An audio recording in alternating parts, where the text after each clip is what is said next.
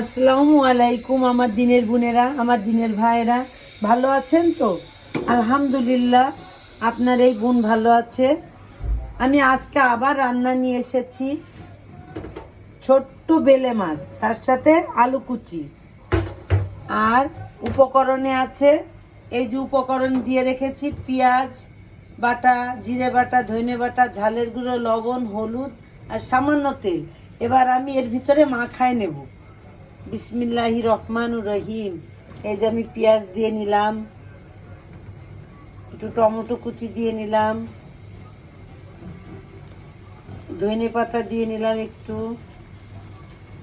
আর কয়েকটা কাঁচা ঝাল।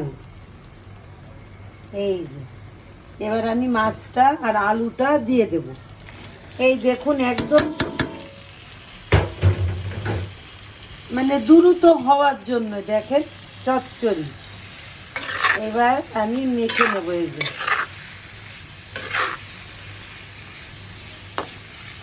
এই যে সুন্দর করে হাতে মেখতে হয়, কিন্তু ঝাল তো এই জন্য হাত জ্বলবে। এইভাবে আমি মেখে নিলাম।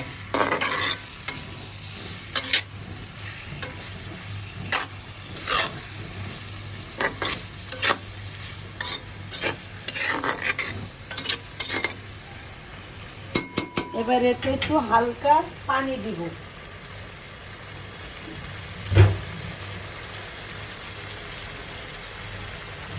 এই যেতে আমি হালকা একটু পানি দেব। বিসমিল্লাহ।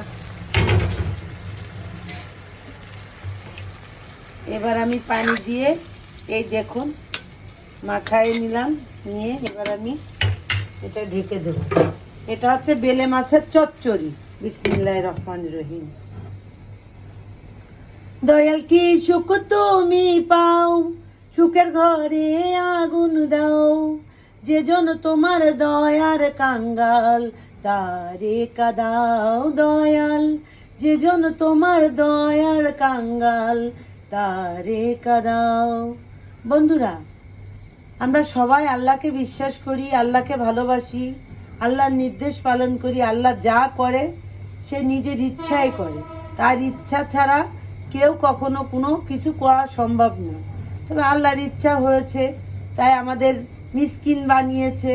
আল্লাহর ইচ্ছা আবার হবে, হয়তো আমরা 5 জনের ভিতরে হয়তো কেউ না কেউ আগেই চলে যাব, কিন্তু এটা তো আর বলতে পারছি না।